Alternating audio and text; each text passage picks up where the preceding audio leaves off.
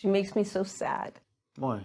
Because she's so uninformed. Marijuana, the burning weed with its roots in hell. They kill me with this shit. I can't. Hi everybody, Lucas Gilkey here with Hometown Hero. I'm here with Cynthia Cabrera as always, and today we're watching a video with Joe Rogan and Tulsi Gabbard, and they're talking about cannabis. A lot of interesting stuff in there, some misinformation we wanted to touch on, and a few other things, so we'll go ahead and get started. Oh, and by the way, congratulations to the marijuana enjoyers of the world, because the DEA officially rescheduled marijuana they're going to reschedule it to Schedule 3. Wow. I don't know if we can ever do a video and make it more than like 5 seconds in without pausing and just going off the base. So we'll just start there. We'll just start there. Yeah, go ahead. So what are your opinions, Cynthia, on going from Schedule 1 to Schedule 3? Please do tell. First of all, it hasn't happened yet. That's number one. So, Joe, give us a call when you want some information. There's been a lot of talk about this for a long time, just to be clear. Yes. This has been ongoing for a long time. And so with this rescheduling thing, so there are the cynics that say this is the Biden administration trying to court votes.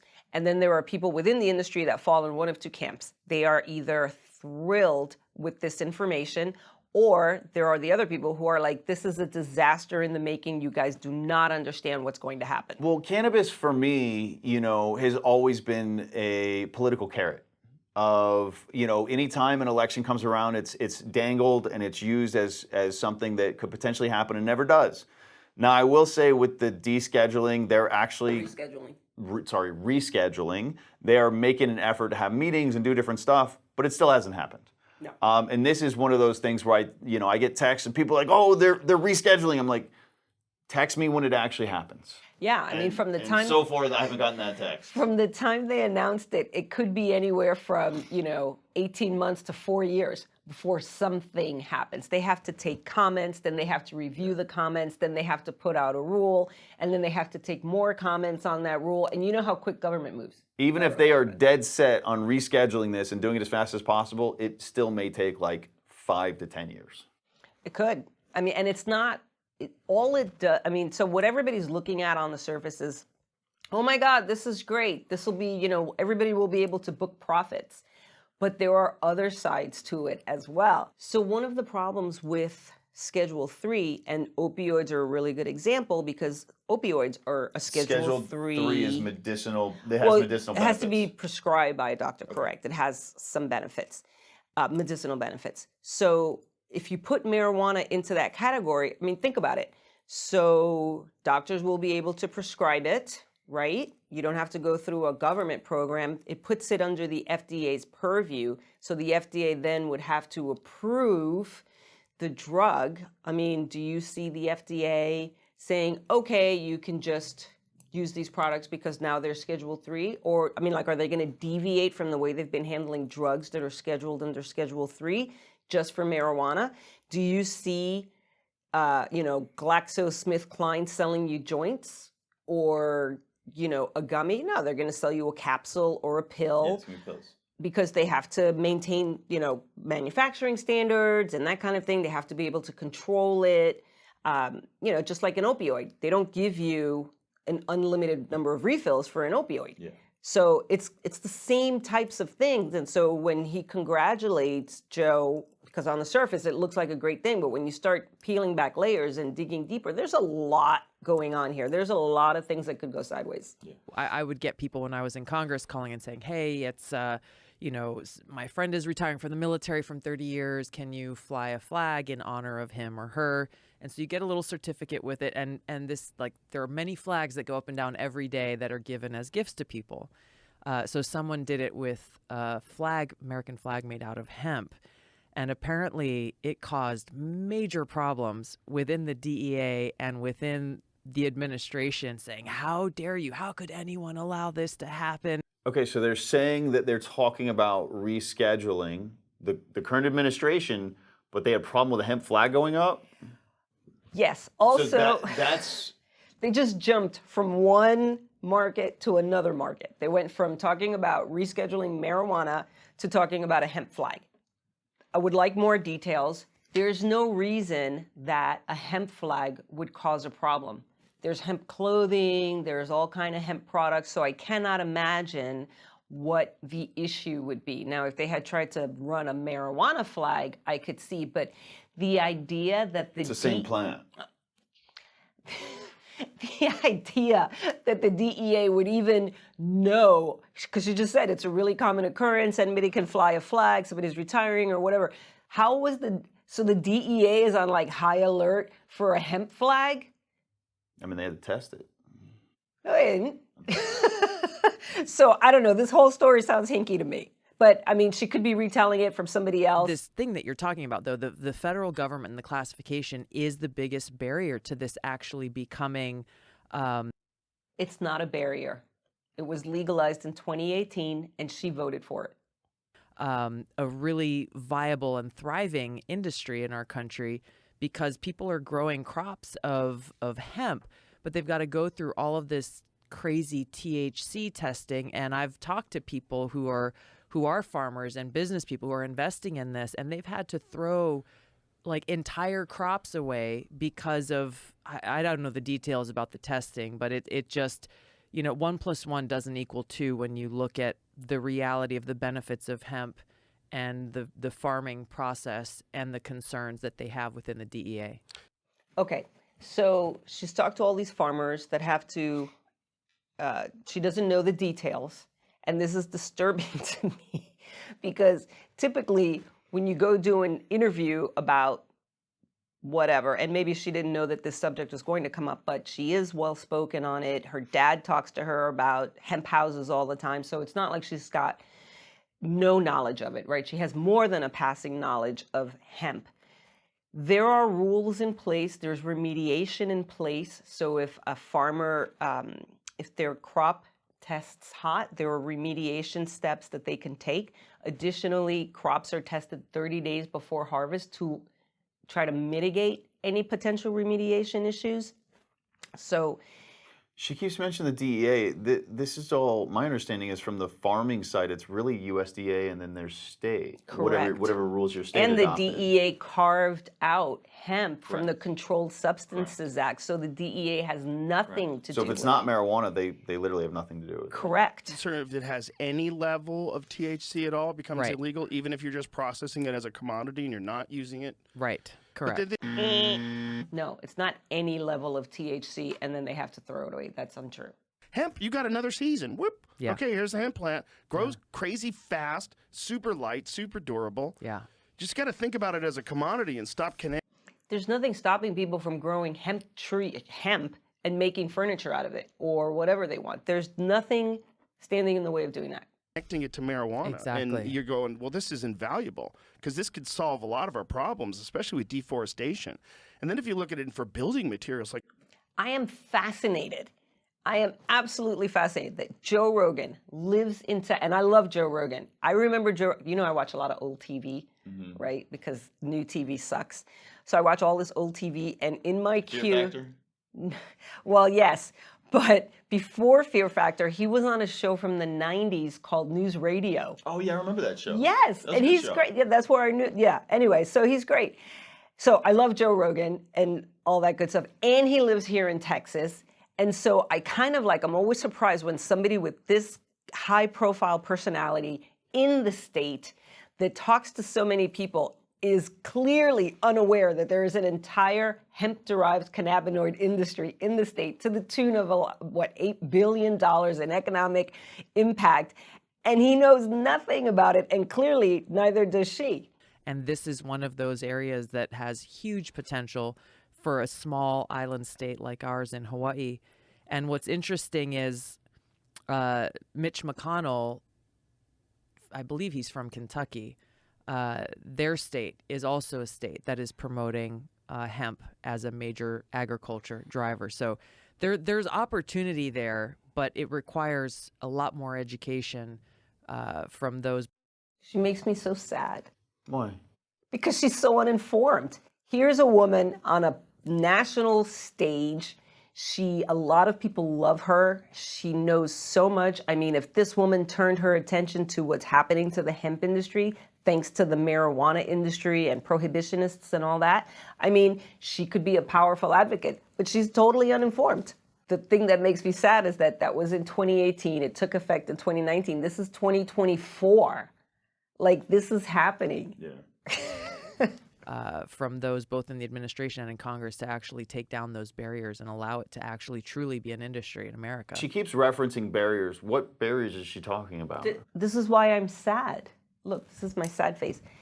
I'm sad because there is no barrier. Hemp was legalized in 2018. If there is a problem with the hemp industry and the ability of the agriculture sector to expand in hemp, it has to do with legislators who screw them over with crappy laws because they don't like our products. And our products are what are standing up the hemp industry right now. Joe Rogan is talking about hemp clothes and hemp houses and the hemp paper and, you know, all this other stuff. Somebody mentioned the hemp pen to me the other day. And that's all fine and well. But the thing that is supporting all these hemp farmers right now is that they harvest their crops and then they turn around and they sell it to a processor. And then the processor sells it to manufacturers and we make products. That's what's propping up the industry right now. I mean, I don't know when the last time you just said you're going to go live in a hemp house. That sounds like your deal. So, you know, I mean, honestly, it would be tough to find. So my experience with hemp products, even with, you know, sort of the growth and the development that we've had within the industry, is hemp products are still few and far between. They are typically more expensive than whatever their normal mainstream counterpart is. I go out of my way to try and buy hemp products, but it's still few and far between. The vast majority of what we would consider to be the hemp industry is made up from the sales of hemp-derived cannabinoids. I went to a hemp thing in Colorado last year, and they had an expo there. And there was a company that manufactured hemp-type products, hard, you know, durable goods, and they had a business card holder. And the business card holder, I don't remember if it was $17 or $27 for this thing that's literally like a U shape that you put your business cards in. And I was like, you gotta be kidding me with this. I could go into Office Depot and buy one for $2.99. You know, I mean, it's gonna be acrylic, but it's not there yet. Yeah, and it's still a bit of a novelty. Correct. Yeah. They've scheduled it Schedule 3, but for They haven't. sure, forget about the drug part. Yeah. They should be encouraging hemp production in Yes. this country. It's an amazing food source. Hemp has all. I will say that he's right in that hemp is the only crop that doesn't get a subsidy from the government. Just for a commodity and for Exactly. building construction and clothing. Do you know, the first draft of the Declaration of Independence was written on hemp. I've heard that. Yeah. This entire interview is based on the premise that hemp is illegal. Well, I don't think most people, even people that are knowledgeable about it, I just don't think they fully understand it. It's a very complex topic. And then you've got your federal legislation, you've got your state level Wait a minute. legislation. She was a federal legislator. She voted for the 2018 Farm Bill. That doesn't mean she read it. Well, obviously, I like to think that legislators read stuff before they vote for it, you know? But she's, you know, pontificating, and I'm not picking on her. It's just they're talking, and Joe Rogan too. They're talking about this thing, but they're starting from a basis of misinformation. Yeah.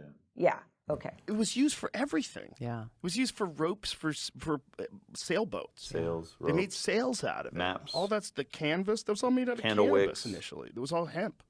It's just, I mean, I introduced legislation in Congress to deschedule it completely because it She's talking about marijuana. I looked it up. She's talking about marijuana, not hemp. shouldn't be. Well, It the just shouldn't wildest be. thing is how it happened in the first place. The wildest thing how it happened in the first place is He is it right was on that. all William Randolph Hearst and Harry Anslinger. And so what happened was William Randolph Hearst, who owned Hearst Publications, he also owned not just newspapers, but he owned paper mills and he owned forests. So he had all these forests that they would cut down the wood and use it to make paper. Well, if they were going to transfer over to hemp, this is going to be very costly. They start making these stories and putting them in the newspaper about Mexicans and black people smoking this new drug called marijuana and raping white women. And marijuana was not pot. marijuana was a wild Mexican tobacco. It was a slang for a wild Mexican tobacco. Really? It had nothing to do with marijuana. So they started attaching this name to something and calling it a drug because they knew that cannabis was so ubiquitous, and hemp as a commodity was, everybody knew it, what it was good for. Right. And so they had to come up with some sneaky way to get it through. So they come up with the word marijuana. So marijuana was not a term for pot. It wasn't a term for cannabis. It was a term for this wild Mexican tobacco. And so when they started making, And that's why you see in like the Texas tax stamps, that's why marijuana has an H instead of a J. And it goes back to what he's talking about. And they would actually manipulate the spelling of the word to induce racist connotations. La marijuana. Yeah. Anybody looking to learn more about hemp and the history of hemp, some of the stuff that Joe Rogan's referencing is mentioned in the book, The Emperor Wears No Clothes by Jack Herrera. And that book is phenomenal. It's you can buy it on Amazon. It might be out of print right now. I want to say it's about 30 or 40 bucks, but it's worth every penny if you're into this stuff. And it literally goes through, the entire history of hemp in context of Europe and America and sort of throughout civilization. It's a beautiful book and wonderful, and highly, highly recommend it. And a lot of what he's talking about, I think, is in that book as well. Congress didn't even understand that it was the same thing as hemp. And so they had to come up with some sort of a tax stamp that you can have in order to grow hemp while marijuana is illegal. And then this is like right after Prohibition, right? Right. So Prohibition ends. You got all these cops that were used to busting people, like, sick them on the farmers now. Exactly. And this is what happened. Exactly. And then they come up with these dopey movies that are amazing to watch today. Have you ever seen Reefer Madness? Mm-mm. It's crazy. It's like people smoking pot, just jumping out of windows and killing people. Oh my God, I watched that movie this weekend. Holy Reefer Madness crap. is nuts. Have you seen it? Yeah. Oh my God. So you can go through the movie for those who haven't watched it. And it's not like I recommend watching it because it's, you're just eating into your brain It's cells. a little bit of brain It's damage. an hour you're not going to get back from your life. You will murder people. You will get killed, What happened? Killed her. raped. You'll commit suicide. And then you'll be committed to an insane asylum for the rest of your life. It is convinced that he is hopelessly and incurably insane, a condition caused by the drug marijuana to which he was addicted. Because you smoke, and they call them reefer sticks. Give me a reefer stick, which was hilarious. And at the beginning of the movie, I've heard of Thai sticks. I've never heard of reefer it's sticks. a reefer stick, yes. Was it like tied with the hemp? Because that's a Thai stick. Nope. Those are apparently no Oh, joke. and you know what? They had a little, they showed you how they make them with a little machine, and so you roll it. And I'm like, I've only ever seen people use rolling paper and use their own little fingers. Like, who's got the machine? Oh, they had a cigarette rolling machine and everything? It would do one at a time. So, like, the drug enterprise wasn't moving very quickly. And then the back plot of this whole thing is that there's a drug gang, and you're gonna love this. And like, I know when people sold drugs in high school because they're really, really good at math. So they have this drug gang, which is all adults, and they're all mathletes. yeah, and they're pushing the reefer sticks onto young people, and the way they're doing it is by having parties in their apartment where they just invite the same high schoolers over and over. It's the same ones all the time. And I'm like, they're not very good drug dealers. But at the end of the movie, they take down the whole enterprise. The one girl who's an adult, she's one of the adults that was selling reefer sticks or giving them away to hook the high schoolers. She's so consumed with guilt, she hurls herself out of a window. And so they lose that one. And the guy who's falsely accused of shooting somebody, it turns out it was the guy who's criminally insane, who gets committed for the rest of his life. He's the one who shot somebody. It is a hot mess. So no happy ending? Well, depends on your point of view. But the beginning, the phrase that sticks out for me is that at the beginning they have all this scrolling text about how they have to, there's nothing exaggerated there, and it could concern you because it's just so dramatic, but they just felt that you have to know the truth of the dread marijuana. And I was like, Judge Dredd, Dread marijuana. I don't know. I feel like there's something there, but the Dread marijuana. Anyway, so I've saved people brain cells now. Find the movie. Find a clip from the movie Reefer Madness. We'll just watch it without playing it. But it was so nutty. Like, and they scared everybody. Yeah. Like, oh my God, oh my God, oh my God. So understand that media has sucked forever. Yeah, exactly. Just understand that. Boys So and this is girls are Reefer having a Madness. hop at the local soda fountain. Innocently, they dance. So that dude on the Innocent piano, of a new he's a and reefer deadly man. menace lurking behind closed doors. Marijuana, the burning weed with its roots in hell. You're killing me with this shit. I can't. But the thing is that like I feel like a lot of people don't have any rhythm. But those people, they were kind of dancing like with some rhythm. So His facial expressions while he's smoking that joint. maybe reefer sticks give you rhythm, you know? In this film, you will see the ease with which this vicious plant can be grown The in your vicious neighbor's plant. yard, rolled into Oh, harmless-looking there it is. cigarettes. Oh, that's a cool roller. hidden in an innocent shoe. Oh, and then they show you all the watch ways you can contraband case. In and this stealth startling film, you will move see your dumpsters reefer. lure children to destruction. We're going over to Joe's place. Why don't you come along? We have a date to play a set of doubles. Oh, you can play anytime. She Come on, dies. stop from last. Can I go along with That you? guy Sure. goes Hey, criminally I'll see you insane. dinner, If you want a good smoke, try one of these. I think this kid We'll meet Bill, shoots his who sister. once took pride in his strong will as he takes the first step toward They look enslavement. like they're having a good time. Of course, Enslavement. if you're afraid. And she throws herself out the window. Soul-destroying reefer, they find a moment's pleasure, but at a terrible price. Don't have a moment's pleasure, okay? That's where we're gonna draw the line. Debauchery, violence, murder, Look, she's just gonna jump out the window. Oh my gosh. Jeez. Apparently, it makes you act terrible the too. ultimate end of the marijuana That guy goes to addict. the insane asylum. Hopeless insanity. Puffing. Yeah. She didn't know how to play the piano before she started smoking. I believe that. I believe that. Yeah. So this was the propaganda from. is And what too year late. was that, Jamie? 36. So Wow. this is all. They're all like trying to stop hemp as a commodity. Wow. That's really what it's all about. Yeah. It's really not Is it- about. What's interesting about what he says about how this movie scared the daylights out of people and that prohibition, but the point is that prohibitionist scary mindset stayed because we still have people today, legislators, people that are making policy, still calling this a vice. And it's like they're, back in 1936. Correct. When they push propaganda down people's throats, like we're talking about in this movie that they referenced, the Reefer Madness, it sticks. Yeah. It like reprograms your brain. Yeah. I mean, that's what propaganda is meant to do. But yeah. That's really what it's all about. Yeah. It's really not Isn't about it fascinating the just drug. to see the repetition of the propaganda information warfare to be able to serve a special interest?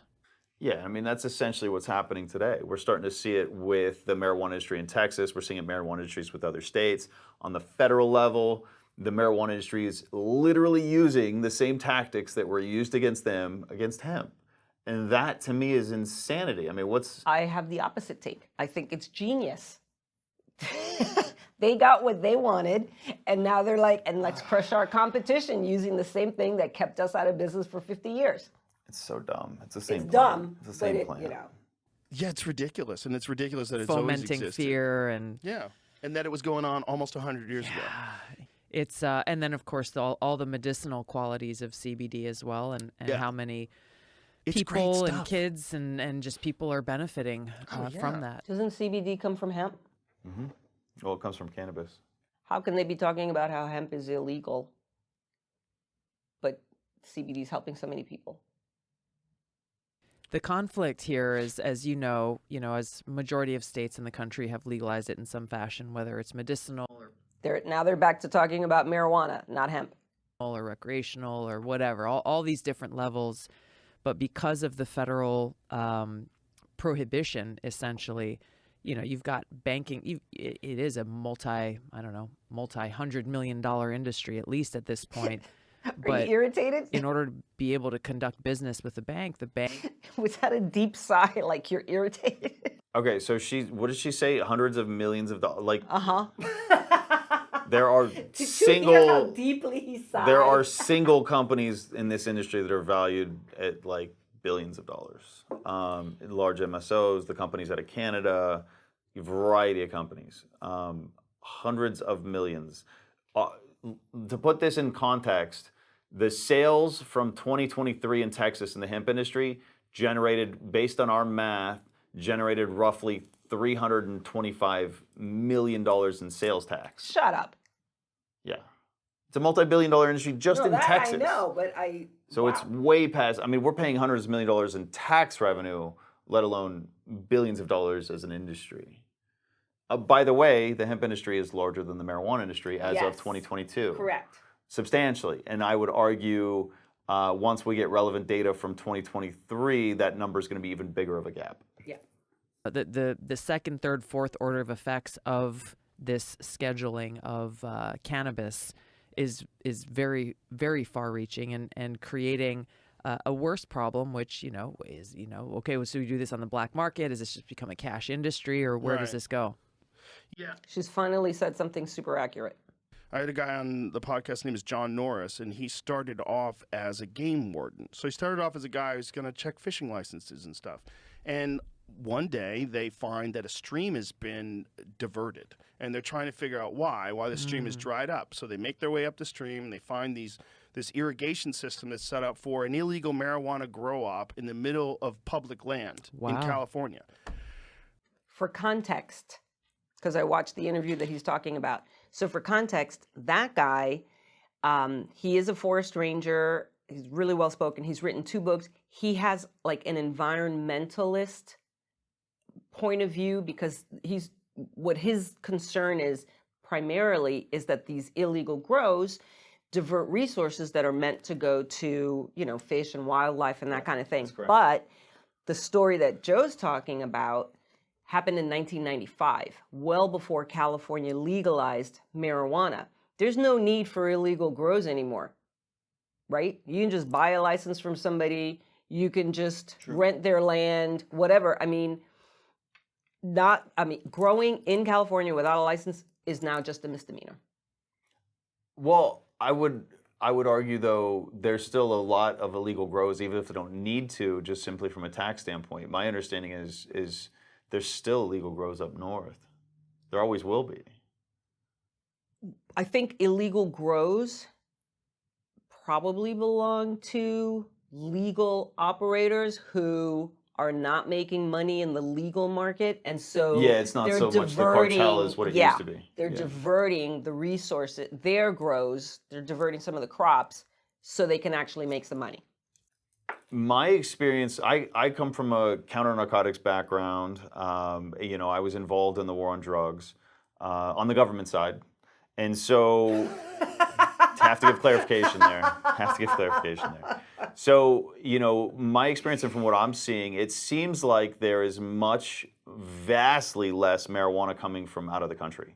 And there's not really a reason to, right? Like, why would you bring marijuana from Mexico? And I've tried marijuana in Mexico. I've tried Mexican-grown marijuana. It's nowhere close to even the bottom shelf of what you would get in somewhere like Oklahoma or California. Not even close to the bottom shelf, let alone top shelf. Completely different animal.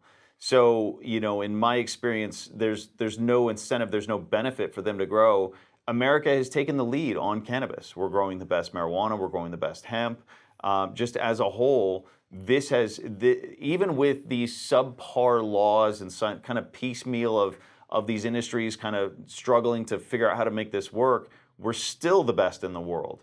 So when this thing actually gets opened up, it's going to be really, really interesting. But I don't know if it's necessarily going to come from a rescheduling. The rescheduling for me feels a little dirty, like a FDA big pharma play. And there are people that will argue that and be naysayers about it. I am one of those. I believe the rescheduling opens it up for big pharma to start taking ownership of the cannabis industry, whether the rest of us like it or not. Well, and that is something that has the potential to happen. Will it happen? I don't know.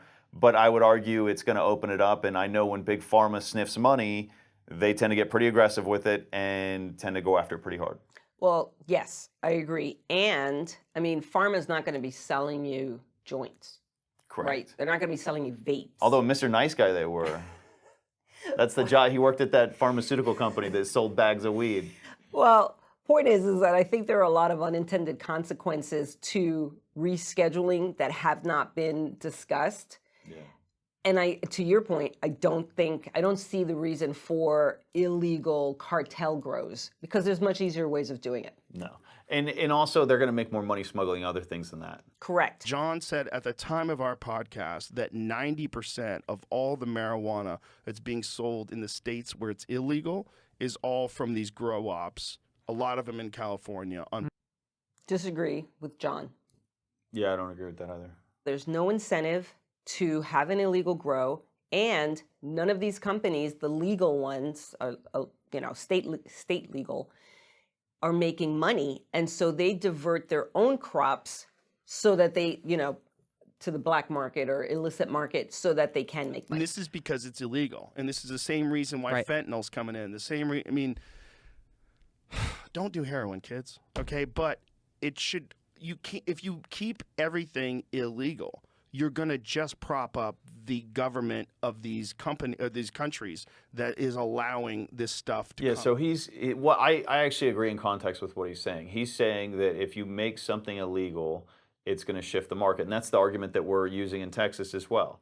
Because the Texas Senate, part of the Senate, some of the politicians on the state affairs committee are essentially looking to make what we do illegal. The problem is when you do that, it's going to give room for criminal element to move in and actually start doing things illegally and make more money. And so there's an incentive for it. Right now, there's no incentive for them to do it.